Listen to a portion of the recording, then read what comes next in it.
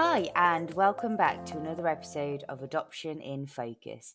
Today we are joined by Jodie, an adoptive mother of two. Jodie talks to us about her family's journey, the highs, the lows, and the realities of the adoption process. So, Jodie, can you tell us a little bit about you and your family?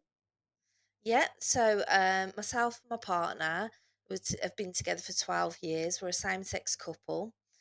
We've adopted two children, a little girl aged 3 now and a little boy who's now 2. Wow. When they first came home, our little boy was 10 months old and our daughter had just turned 2. Um, and yeah, we're a little family of 4 with a dog and 2 cats. And Wow, um, busy. yeah, our adoption order went through in June. So, yeah, we're just a happy little family of 4. Wow, that's brilliant. Thank you, Jodie. If you can think right back to the start of it all, how did you find stage one and stage two of your adoption process? So, they were both really good. I think stage 1 was a lot of waiting. So that Mm. was all about the paperwork and all the checks and that kind of thing. And for me, I'm a bit of an information person, so I'd really sort of like researched to the end of the earth on what the process was. So I sort of knew that that part was going to be quite a bit of waiting around. And I think when you look sort of online and stuff like that, they say to you, well, 6 weeks. Mm. But ours was quite a bit longer than that, and that wasn't because of the adoption agency. It was waiting for the outside people that have to do their Yeah. bits. So once that was over, it was right before Christmas. It was something like the 23rd of December. No. And I was thinking, oh, I just really want an answer. Are we going to get through to Yeah. stage 2? Um, and then when we went through to stage 2, that was much more structured because we had the social work sessions and they were really good actually because you kind of go right back to your childhood experiences and work your way through your life. Um, and as a couple, we started to learn some stuff about each other Right. that we didn't actually know, and we've been together for a really long Yeah. time. So that was really good, and we had a really great social worker and a really great relationship with her. Um, and it was just really good to sort of like not only going back to me saying I was an information person, there was still stuff that I had to learn about adoption Yeah. and the adoption process and stuff. So that was really, really good. So stage 2 was more enjoyable for me Hmm. than stage 1 because I felt like I was involved, and whereas stage 1, you're sort of waiting for everybody else. Yeah. There's an active role for you in stage two, isn't there? Like you Yes, are yeah, contributing to the process. Um, yes, yeah, So at the end of stage two, you've had your assessment report's been written, and you get invited to panel. What yeah. was that like? Oh, so nerve-wracking. Yeah. Your rational brain tells you that you're going to panel and you wouldn't be going to panel if you wasn't ready. Yeah. But then your irrational brain just convinces you that it's going to be a no. So Oh, you kind of like, you're really nervous. But what we found, and we both said this afterwards, is when we were actually in the meeting, we yeah. felt a lot better about it than all the what ifs and the thinking about the different scenarios. So it was really nice because everybody was really warm and welcoming, and you got a chance to speak to everybody in the meeting because everyone asked a question, and people had different interests. I think if I can remember back, there was someone who had also adopted that was part of the panel, so they kind of could look at it from the same perspective you could. Yeah. There was a medical advisor, and everybody had their own sort of areas of interest, and they asked their questions. And once you started talking, you know it just sort of flowed, and it was really relaxed. It was far more relaxed Good. than thought it was going to be Yeah. before we went in. Um, and we came out of it, and when you've sort of answered all your questions, and you have an opportunity at the end to ask questions as well, you come away from it, and then you wait for your social worker to come back and update you. Those were the longest minutes of our life. And we were like, "Did we say anything wrong? Did you know, oh, what was that?" And we just kept sitting there staring at each other, and the phone rang, and, luckily for us, it was a yes, and I just remember crying. I just started crying. I was relieved. Relief that that was all kind of Yeah, the end yeah, of a long process. yeah, yeah, Right. Then you got approved, and I say end of a long process, but really in some ways that's just the start because yeah. then you are looking for your children. Mm, Uh, yeah. what was that like? Family finding is definitely the hardest part of the process. Really? I think from our perspective, we thought being approved was going to be the hardest part, Mm, but you kind of are so fully invested in family finding. We had a particularly difficult experience of it. We got matched very quickly. I think it was about a week after approval. We were sort of linked with our two children, and we thought, "Wow, this is great! It's so we're done. fast," like Yeah. yeah. Um, and then we had to wait then 6 months for matching panel. And that was a really difficult wait because you can't help but imagine the children as part of your family, as part of your life. And we're from a big family of children.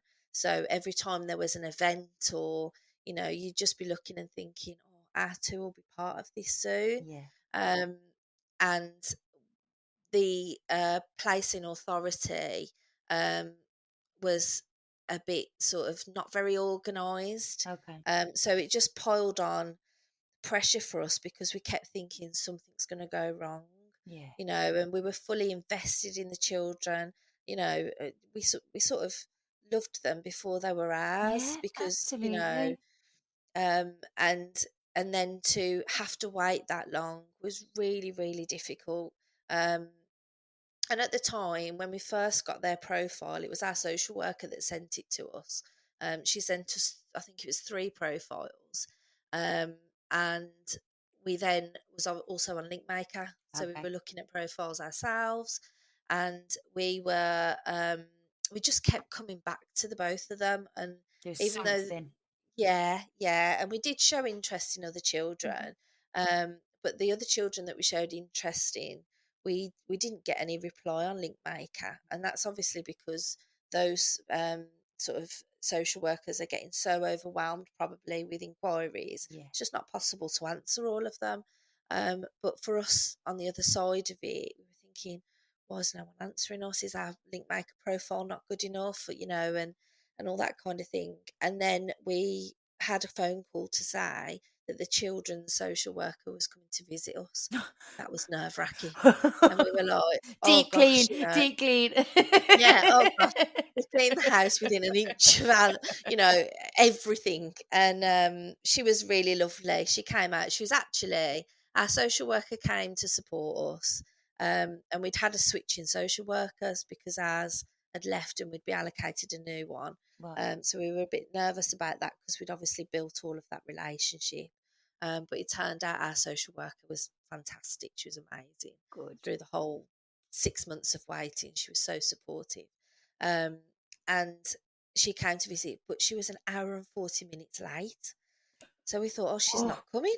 She's not coming. she's She's not going changed to her come. mind. Yeah, that's it. She's found someone else. Our social worker left our house, and then we had to phone her and say, she's here. She's pulled up outside. Come back. So our social worker turned round, came back, and then she sort of walked around the house and she just said to us, I absolutely love you both. I couldn't think of Oh, a better home to oh. place the children. I think you're a really good match all round. And again, I cried because that's all I did.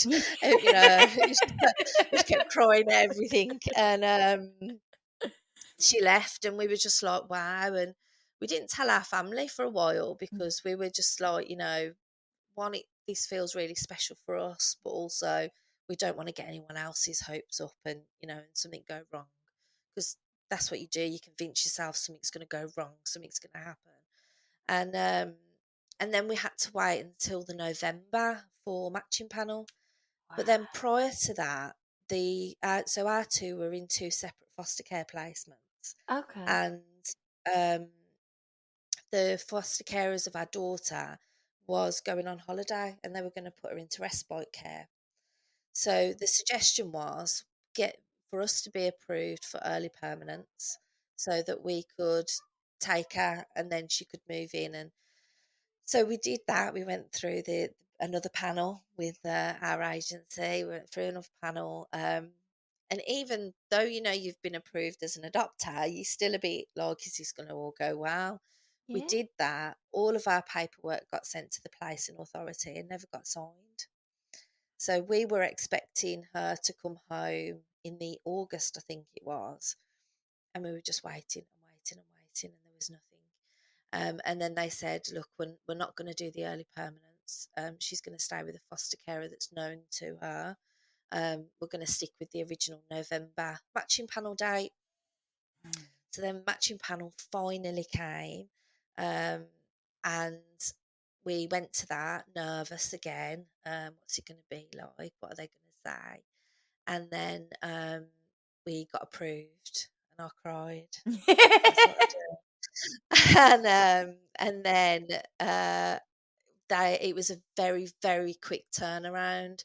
So at Wow. work, they'd been saying to me, "Do you know when you're going to go on adoption leave?" And I was like, "I don't know, I don't know." Hmm. And then the next thing, I was like, "I'm going on adoption leave on Monday." So they were like, "Oh, okay." And it was really fast turnaround. And then we went into introductions, transitions, and the rest, as I say, is history.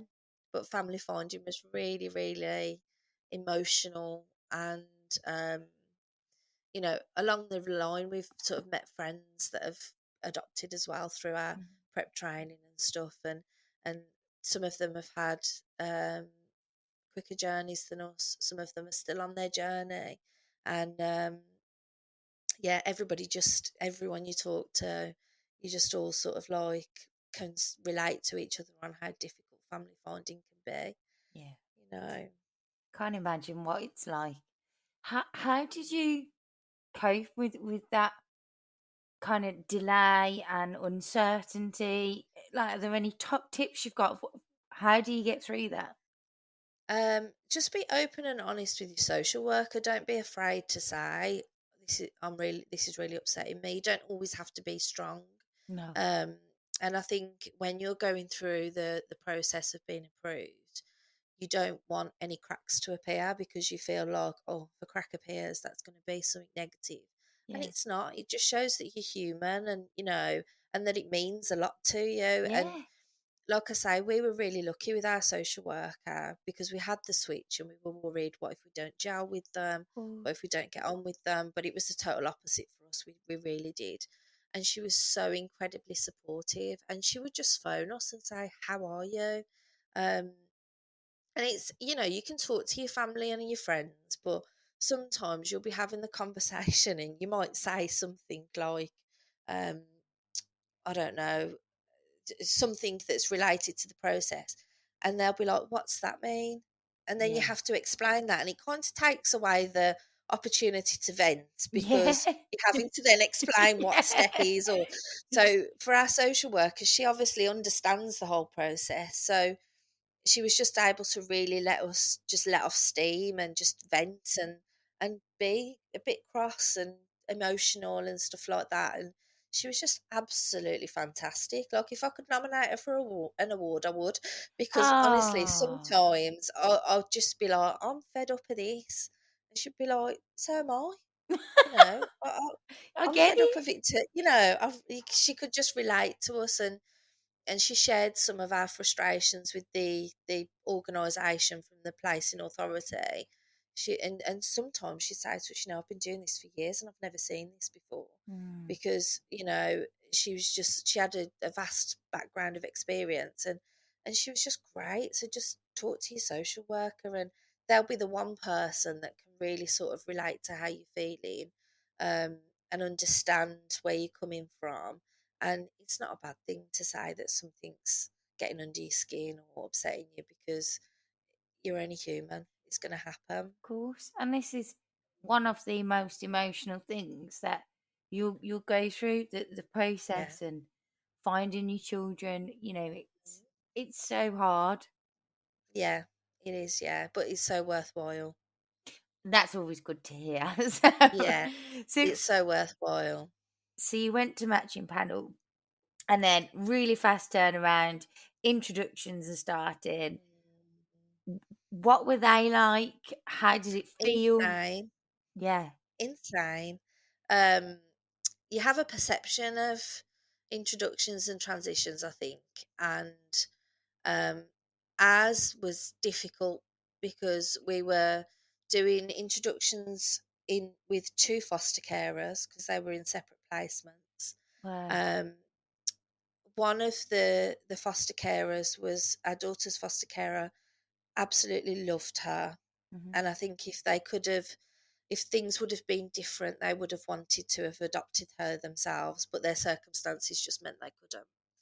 So they came from a real place of love, that at times was really difficult to deal with because they became difficult. Yeah. So I remember we had a meeting, a transitions meeting, and it was on Teams, and the placing authority had drafted a plan of what the transitions were going to look like. Hmm.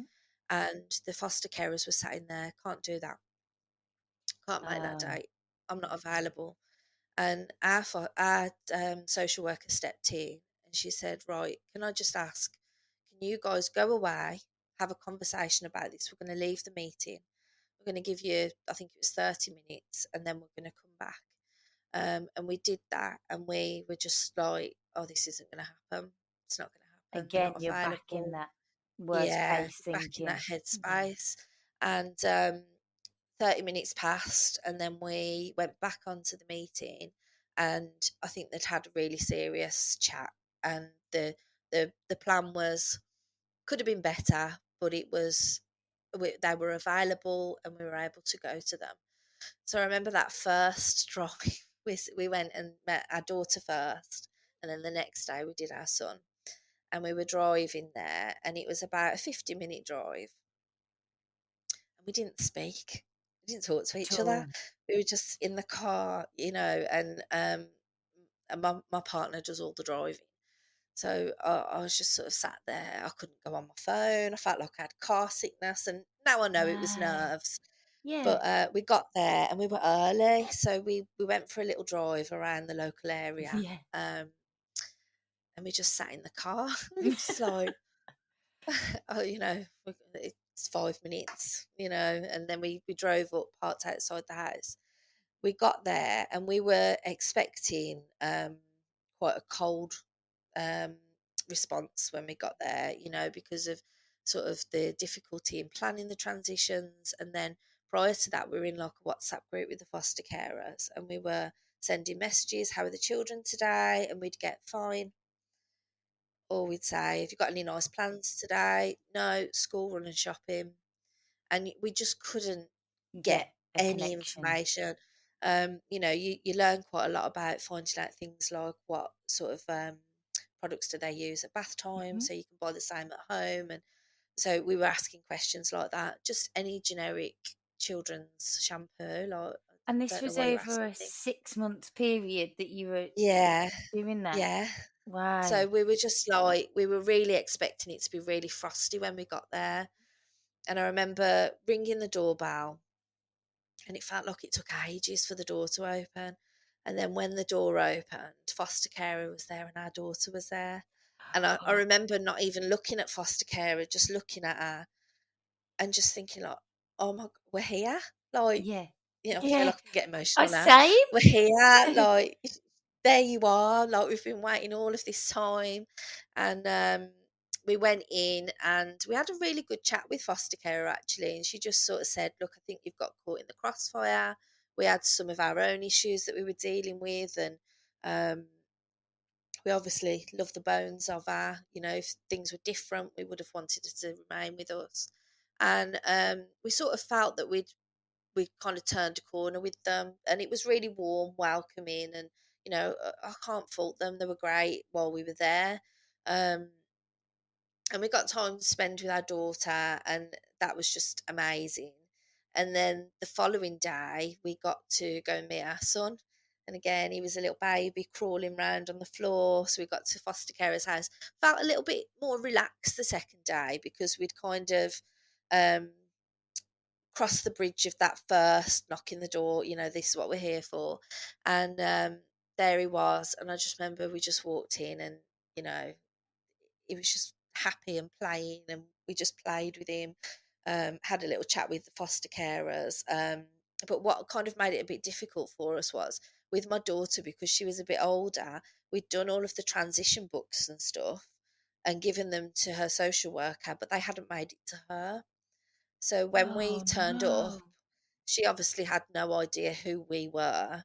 Um, and foster carer was referring to us by our first names.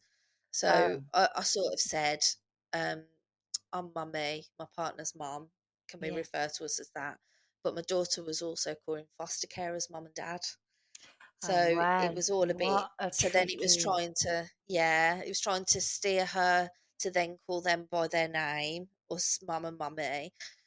So we just did the introduction book that we'd done. We sat and read that with her. We bought her a storybook called Blanket Bears, which is about two little bears that go into foster care. And we just, she loves reading, so we did a lot of stuff through storybooks with her. Um, and then we got to spend the transition sort of moved from them both individually to together. So they were having sort of ad hoc contact sessions together. It wasn't consistent. So they didn't really have any bond. They sort of knew who each other were, but when they were in a room together, played separately. Um, so we were trying to do introductions, getting to know them, but they were getting to know each other. That is Um, hard. so yeah, it was really difficult at some points, but we did get through it. Did you ever feel like walking away from it? From the match, the 6 months? Did you ever feel Yeah, like, I think when we came to a point where we knew that we were going to meet the foster carers online, and it was so frosty on that meeting. I remember coming off the meeting and I was like, I can't do this. I can't emotionally. I just can't deal with any more of this. Um, and one of the things that me and my partner was really good at, not intentionally, but on when I was feeling really down, she seemed to be really strong. And then when it was the other way and she was feeling down, I was at the time was feeling quite strong, and we were holding each other up. And we just both looked at each other, and I said to our social worker, if this doesn't go ahead, we're going to have to look at other, matches. We're going to have to explore our options. Um, and she said to us, she said, I completely understand where you're coming from. She said, I don't know how you've got this far. And I was like, even though I'm saying to you that, we need to explore other options, we're already so invested in these two. I'm saying to you that we're going to look at other options, but I can't imagine us walking away either. And it was really hard pull. And we went, like I say, we went back into the meeting, and it was much better. But yeah, it was just, I just felt like we'd taken so much at that point. I think was my breaking point, and I think that was the moment when I was like, can I carry on with this? Can I keep doing this? Because we'd had 6 months of just nothing from foster carers. Like, even when the children were having contact with one another, there was no message to say they've both seen each other today, it went really well, or it didn't go so well. There was just nothing.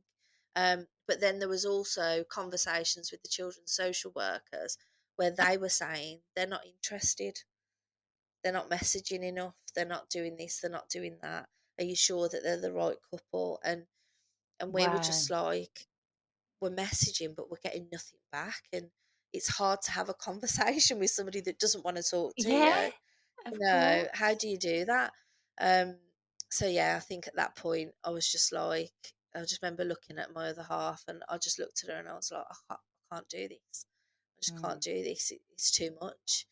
And again, our social worker swooped in, picked us both up, and she was fantastic at that, and kind of give us a little pep talk and told us what she was going to say if we got in the meeting, and it was still the same. And luckily it wasn't. And I think the placing authority, the family finding team there, um, had kind of said to the foster carers, "This is happening, so you need to sort of fall in line here," and they did.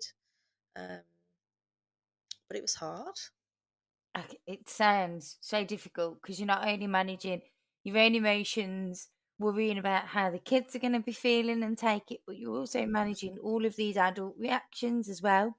Yeah, yeah, But it's a real kind of, it's powerful to think you hadn't even met your children and there was this long, drawn out 6 months of trying to get a connection, meetings that seem really disheartening, and yet you still felt so much love and care for them, having never met them. yeah, It's amazing. yeah. Just couldn't walk away from them. Like, just everything we did, we just thought of them in it. Like, I remember one of the things was bonfire night, and the bonfire night previous, we thought the children would be home by then. Yeah. We didn't know who the children were, but we knew, oh, we'll have children hopefully Hmm. home by. And I remember sitting there, and my partner's dad said, "The next one, the kids will be home." And I just remember feeling so emotional because I felt like they should be here. Yeah. Why are they not here? Like, we've waited all this time. They should be here. And then it was, I think, the following week was our matching panel, the official matching panel. Um, and then I remember it was on the night time afterwards. I thought they will be here for the next one. Yeah. That, And you've got and they that were, now. and it was lovely. Yeah. Um, but yeah, there were times when we felt angry, um, emotional, felt like the whole process, all I did was cry all the way through it, happy tears, sad tears, frustrated tears. Um, but we were just so, they were just everything we did, we just thought of them in it, and all we had was a link maker photo because we wasn't allowed to have photos of them until we'd been to matching panel. um, and the little tidbits that the foster carer sometimes threw in the group chat. Um, that's all we had, but we just, They were they were your ours, children. and Yeah. yeah, yeah, it's hard to explain. Don't need to. That says it all. Mm, That's perfect. yeah. I'm so sorry that you had such a difficult time. Um, Mm. what was it like in those early days when they came home? It was lovely. Um, I remember we'd do things like we'd have the baby monitors, and we'd had one in each of their rooms. And when they go to bed, I'd just sit watching it. Thinking they're home. They're home. They're here. They're in their beds, and um, we just tried to. We all stayed at home together. We didn't have any visitors or anything like that, other than like our social worker and the children's.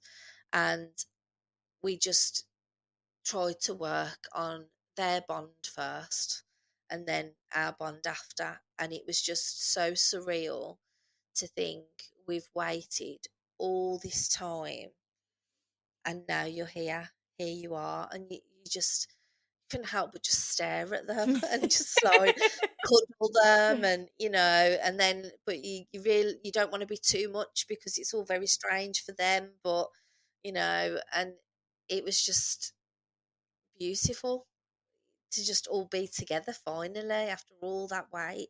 Um, and I remember watching our daughter on the monitor, and she was lying in bed, and she was really good. She'd go to bed, she'd kiss goodnight, close the door, she'd lie and fall asleep. And I just remember watching her, and I thought, gosh, she feels the same way as we do, even though she was only 2. And she was looking around her bedroom, and she got like a safari theme in her bedroom. And all I could hear on the monitor was, wow, wow. And she was naming all the animals.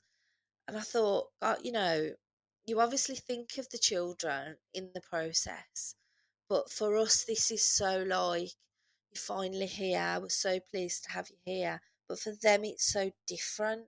It's so like, she had a small box room in a little. She was in a cot with foster carers, and when she came home, she had a big bedroom with a big girl bed. With all this, we kept all of her stuff from foster care in her room. But I just remember she was just like, I just broke down watching it. I was just like, gosh, for all of us, this is just so big. It's just so big and like special. And it'll be moments that you remember for it. Like, as they grow up, they'll probably forget it. But for us, there'll be moments that we remember forever. Yeah. It's me crying now, Jodie. Sorry. No, it's all right. It's all right. I suppose there's a lot to be said as, you know, you fought so hard for them. Mm, So when they are home, it mm. makes it even more special and you Yeah, appreciate having them at home even more. yeah. But two kids kind of under three. I guess that was tricky It's hard as work. well. It is, yeah. It is. But that we just spent a lot of time playing. That's all we did was we played, and obviously the basic care stuff comes into it, obviously. But we just played, and we just were silly, and um, did all of those things to just try and build some kind of trust, because that's the first thing you need, isn't it? You need them to trust you. And um, we just stayed together as a little unit, and that worked well for us. We had everybody on the phone, like, we want to meet the children, we want, Yeah. can we?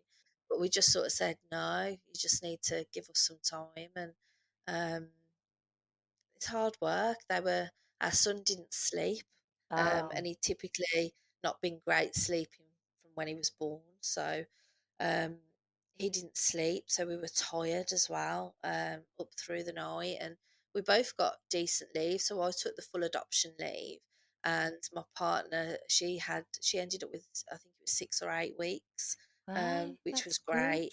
Um, but we were just tired, Yeah. and there's no other way to explain it than and then we got our daughter involved in some of the care for our son, which then started to build that little bond. So we'd get her to pass us his nappy, and she could hold the cream and stuff like that, and bathing together and playing in the bath and stuff like that.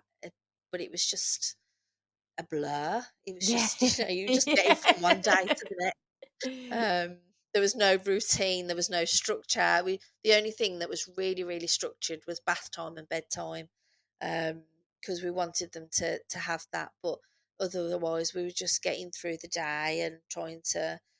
So my daughter, in the beginning, I couldn't leave the room because she would just have a complete meltdown. I think she thought I was just leaving her. Um, so we kind of, you've got one attached to you at all times, and there's none of that time for you time. That goes out the window. But like I said earlier, it's worth it in the end. But it was just a blur. It was busy, blur, and we just played all the time. And that there's so much power in play, isn't there? It's Yeah, a good way to develop that trust, to have fun, to connect. It's just yeah, exhausting. yeah, yeah. Yeah. And your house is a mess.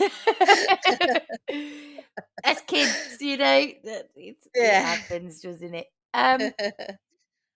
What's life like now? Amazing. I mean, we're in a routine now. We've got routine now. I'm back at work. I work in a school, so I came back to work in September. Um, and we've got a nice little happy routine that works for us as a family. My daughter's at nursery full time now. She does like a school day hours. She is loving it. She's absolutely thrived being there. Um, she loves going. She asks to go on a weekend. She gets upset when we say she can't go on a Saturday. Um, Oh, our son is with his nannies. He's split between his two nannies each day, and he starts nursery in May. And he'll go to the same nursery as his sister. Um, and we're in the flow now. We're in the flow of family, and it's working really well for us. And um, our daughter's a little chatterbox, so we've recently just started a little bit of life story work. Um, and again, we do that through books. She loves books, so we sort of been little things because her brother's growing up and he's developing every day, and he's talking more and becoming a little boy. Um, she'll look at things that he's doing that maybe we're helping him with, and she'll say, "Oh, mummy helped me with that." okay. So we just kind of bring her back. And the other one the other day was walking. Mummy helped me walk. Mummy taught me how to walk. And I said to her, "No," I said, "your foster carers taught you how to walk," and little things like that. Um, so that's something that we've started sort of working on with just dripping little bits in here and there. Perfect way. But they're just thriving, the both of them. Their bond now is, oh, it's insane. Like sometimes Really? my little boy, he won't eat, so you help, and he'll say he wants his sister to help him, and they're Oh, they have little sleepovers, and he'll sleep in her bed with her, and but they get so excited being together that they don't actually sleep, and they're little best friends. They really are, and you just think, you look at them and think it's a shame the time that they lost, yeah, but at least they're together, and and that's really important that they're together, and absolutely. um, yeah, but we're just really happy now. Um, sometimes you look back and you think, gosh, it only feels like yesterday, and then other times you look and you think, oh, it feels like it was years ago. Yeah, like they've always been at home. Yeah, yeah, yeah, Wow. yeah. And they've just, my partner's family is big. There's lots of children in it, and they've both just sort of like fallen in with the children, and it's just like they've always been there, and um, they when they're with their cousins, they're just another one of the kids, Yeah, just running around, and um, they're just doing amazingly well. So proud of them both. that's so lovely. That's so lovely. Is there anything, if somebody was listening to this podcast who was thinking of adoption or just started the process, or in stage one, stage two, family finding, anything you'd want them to know or to really remember? It's worth it. It's hard. It is hard, and there are times where you might want to give up, or Mhm. you might feel that the process is taking too long. Um, but it is so worth it when your children are home and they're with you, and they tell you that they love you, or you get those special moments at bedtime when you're reading a story, and it's just so worth it. And talk to your social worker. Don't be afraid to tell them how you feel, because it's not all sunshine and rainbows. There are difficult times, um, and you've got to be able to communicate and talk about them, because talking about them does make it better. um, just getting that load off your chest, and make friends with people you do training with. Make friends with them. It gets busy when the children are placed, and conversations might be quiet, but just keep in touch with them, because it's important to have other people in your life that can relate to your family. So make those friendships, build them, try and keep them. Um, and it's hard, but just stick with it. You will get there in the end. That's perfect. And I guess one last question from me is, what's been the most rewarding part of parenting your children so far? Seeing their bond together. When we were going through waiting for matching panel and stuff like that, um, foster carers would say they don't like each other. My daughter won't play with her little brother, and she's not interested in him, um, and almost made it feel as if there was a problem there. And then to see them now together and loving each other and being brother and sister as well as best friends is the most rewarding part for both of us. We're just so proud of them. And yeah, it's just they're amazing. What a roller coaster of a journey Jodie and her family have been on, and it's incredible to hear how they're all thriving now. A huge thank you to Jodie again for taking the time to share her experiences and for being so open and honest about the rewards and challenges of the adoption process and parenting. Whilst it was a really difficult experience for everyone involved, it's been a beautiful outcome for two children and their parents. If you enjoyed listening to Jodie talk, then please let us know. You can share your comments, ask questions, or join us here on the podcast. You can email in to podcast@adoption-focus.org.uk.